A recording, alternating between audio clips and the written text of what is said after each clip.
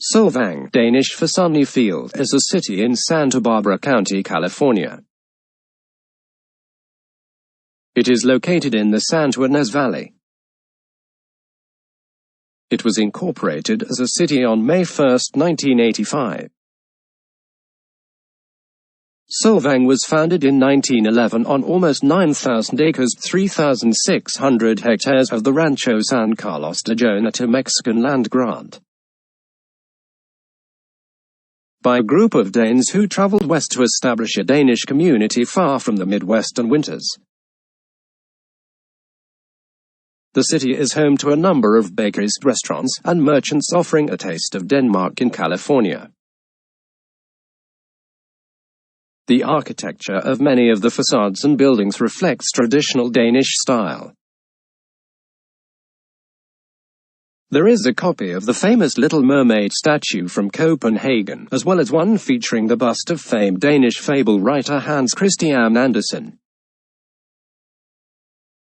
A replica of Copenhagen's Round Tower or Roundatarn in the scale 1:3 was finished in 1991 and can be seen in the town center. Mission Santa Ynez, one of the California Mission's National Historic Landmark, is located near the center of the town, at the junction of State Route 246 and Alisal Road. Tourism. Solvang is a tourist attraction with over 1 million visitors per year.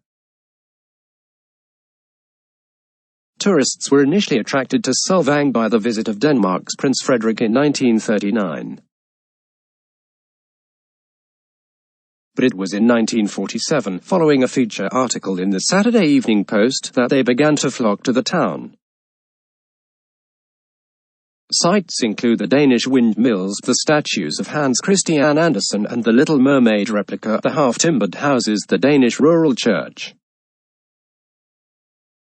the Round Tower, as well as Danish music and folk dancing.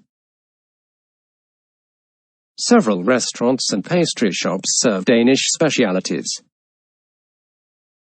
A replica of a 19th-century Danish streetcar, the horse-drawn Hånden the Hen, takes visitors on sightseeing tours around downtown Solvang. Partly as a result of the 2004 film Sideways, which was set in the surrounding Santa Ynez Valley, the number of wine-related businesses in Solvang has increased, attracting enophiles to the downtown area. Geography. Solvang is located at 34 degrees 35, 38 and 120 degrees 823 W. At an elevation of 505 feet 154 meters, it lies in the Santa Ynez Valley, some 46 miles 74 kilometers northwest of Santa Barbara and about 15 miles 24 kilometers north of the Pacific coast. According to the United States Census Bureau, the city has a total area of 2.4 square miles, 6.2 square kilometers, 99.95% of it land and 0.05% of it water. Nearby attractions. The Chumash Casino Resort is located some 5 miles, 8.0 kilometers to the east of Solvang in the Santa Ynez Indian Reservation near Santa Ynez.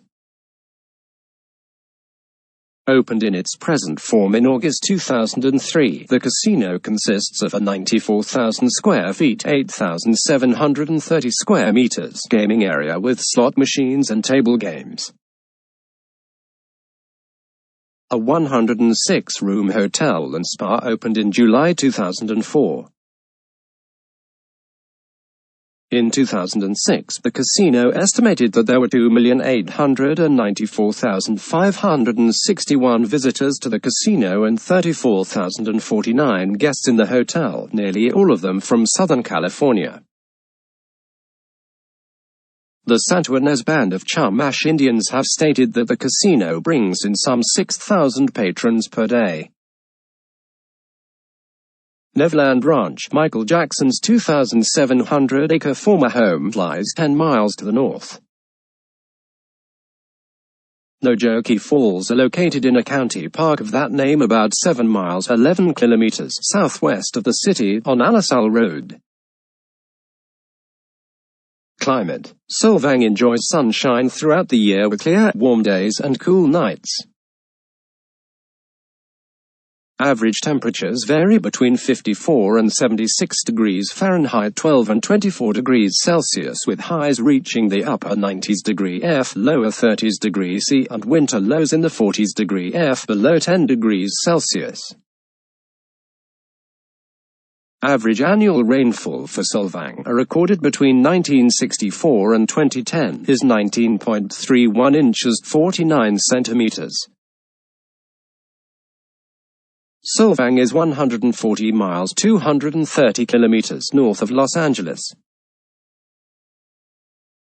Expansion. At the end of 1912, when it became almost impossible to sell any more plots of land, the company's income was vastly reduced. The shareholders persuaded Gregerson to give up his position as Solvang's pastor and travel to Iowa and Nebraska to convince Danish immigrants to buy land in the new colony. He enjoyed considerable success relieving the colony of any further threats. After Gregerson's departure, Nordentoft became the pastor. Before long, Solvang also had a store, a bank, a lumber yard, a barber shop, and a post office with Hornfield as postmaster. Where there had just been fields, there was now a small town. Danish Days. Since 1936, Solvang has celebrated Danish folk traditions at its annual Danish Days event, usually held during the third weekend in September. Led by a Danish maid, the program consists of a blæskeivor eating competitions, music, dancing, and processions through the downtown area with floats, marching groups, marching bands, folk dances and singers. A Danish Days breakfast on Sunday morning features medstepølse, a spiced pork sausage recipe of Danish origins, and a blæskeivor. The Santuarnes Valley, in which Solvang lies, was originally inhabited by the Chumash, identified by Father Pedro Font, chaplain of the 1776 Anza expedition, as an ingenious and industrious people. They have an excellent astronomical system and are good fishermen and hunters. As part of the expansion of the mission system established in California by Spanish missionaries, Father Ester and Tapas founded Mission Santa Ynez, now located near the center of Solvang. In order to relieve overcrowding at Mission Santa Barbara and Mission La Purísima Concepción, since it was located midway between the two, it also served as a gateway to the Chumash Indians living east of the Coast Range. After the Mexican War of Independence, the Mexican Assembly passed the secularization laws which confiscated mission lands, along with other property, and transferred them to the control of local ranchers, with Solvang being later founded on what became known as the Rancho San Carlos de Jonata. With secularization, Mission Santa Ynez began to decline and the Chumash Indian population in the area along with it. For a time, the mission was a seminary but soon began to deteriorate. However, it was repaired by the Donahue family in 1884 and renovated by Fr. Alexander Buckler in 1904 royal visits.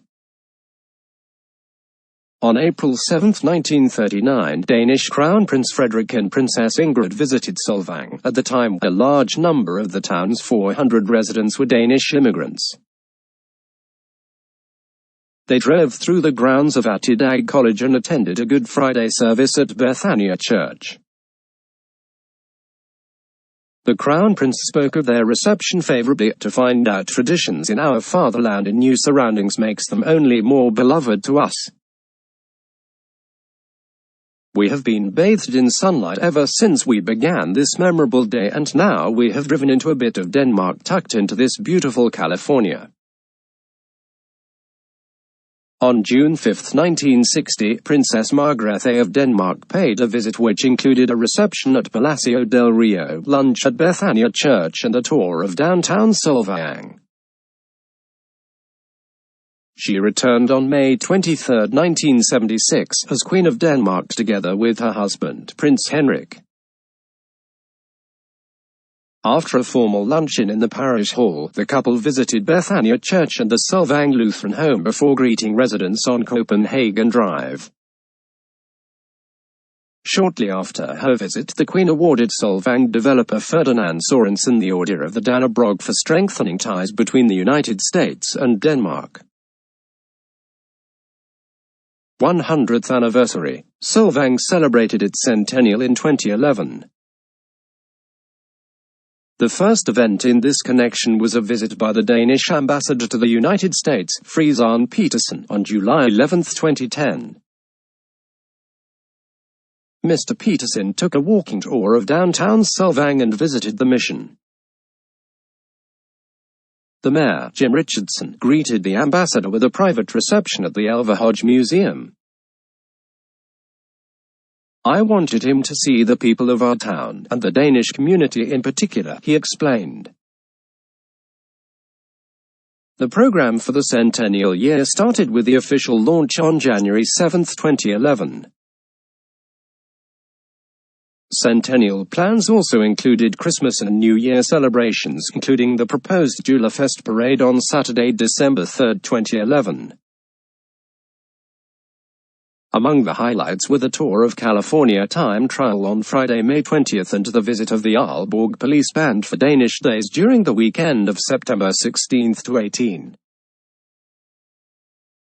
Henrik, Prince Consort of Denmark, visited Solvang on June 11, which also happened to be his own 77th birthday. He was accompanied by the Danish ambassador, Peter Taxo Jensen, and Torsten Jansen, the cultural counselor at the Danish embassy in Washington. The prince helped dedicate Solvang's Centennial Plaza, the unveiling 2 bricks bearing the Danish royal monogram. He spoke of a relationship between the United States and Denmark based on respect and common values and ideals, which was forged by individuals who have made a new home without forgetting the old nation of their ancestors. Danish immigrants. Between 1850 and 1930, a considerable number of Danes left Denmark, which was suffering from poor economic prospects. According to some estimates, as many as 1 in 10 Danes emigrated during this period, mostly to the United States. The most popular destinations for Danish settlers were Utah, Wisconsin, Illinois, Minnesota, Iowa, Nebraska, and South Dakota. In many of the new communities, churches and schools were set up in accordance with the ideas of N.F.S. Grundtvig, an influential Danish philosopher, hymn writer and Lutheran pastor. In particular, the so-called folk schools introduced a new approach to education based on a spirit of freedom, poetry, and disciplined creativity. Folk schools were established in Elkhorn, Iowa, 1878–1899, Grant, Michigan, 1882–1888, Nysted, Nebraska, 1887–1934, Tyler, Minnesota, 1888–1935, and Kenmare, North Dakota, 1902–1916. And finally in Solvang, 1911–1931. One of the most enthusiastic proponents of the Danish approach to religion and education was Benedict Nordentoft, who was born in Brabant near Aarhus in 1873. After graduating in theology in 1898, he was soon tempted to travel to the United States, where he began coordinating relations between Danish Lutheran churches in Michigan, Ohio, New Jersey, New York, Connecticut, Massachusetts, and Maine. In 1901, he returned to Denmark specifically to be ordained in Aarhus Cathedral.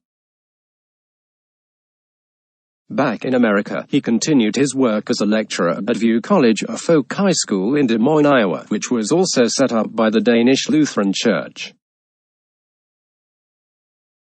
He was appointed president in 1903, a post which he held until 1910, when disagreements with his Grundtvigian colleagues forced him to resign. From 1906, Nordentoft, together with Jens M. Gregerson, a pastor from Kimballton, Iowa, and Peder P. Hornsield, a lecturer at VU, had discussed the possibility of creating a new Danish colony with a dedicated Lutheran church and school on the west coast. In 1910, together with other Danish Americans, they created the Danish American Colony Company in San Francisco. Later that year, suitable land was found in the Santo Ynez Valley northwest of Santa Barbara. On January 23, 1911, the contract was signed and Solvang was founded. The Danes had bought almost 9,000 acres, 36 square kilometers, of the Rancho San Carlos de Jonata land grant, paying an average of $40 per acre. Among the other early arrivals with Mads Frese were Mr. and Mrs. Sophus Olsen, Hans Skit, John Peterson and John Arendt Gid. Skit was to play an important role as the carpenter who constructed many of Solvang's early buildings. The first to be constructed was a hotel close to the mission where new arrivals could be housed. Gregerson became president of the Danish American Colony Company, and Nordentoft was named head and Hornsield a teacher at the school, which opened on November 15, 1911, with 21 students. Folk High School. Nordentoft was not content with the little folk school in Solvang. When he was unable to convince Gregerson and Hornsield that a larger educational institution was needed, he bought them out and started to raise funds for a bigger and better school. The following year, in August 1914, a Regigild or topping out ceremony was held for the impressive new building, which Nordentoft called Atterdag College in memory of Valdemar Atterdag,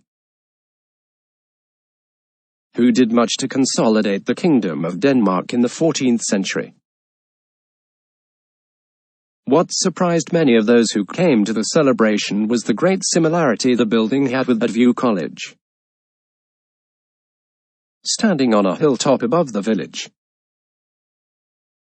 The new college or folk high school was designed to teach Danish-speaking students in their late teens how to lead more meaningful lives with an emphasis on lectures, singing, gymnastics, folk dancing and fellowship. A difficult period followed as World War I put a stop to Danish emigration to America, leading to a reduction in the number of young people requiring a school education. It also became difficult to maintain a Danish-speaking school at a time when American nationalism was steadily growing.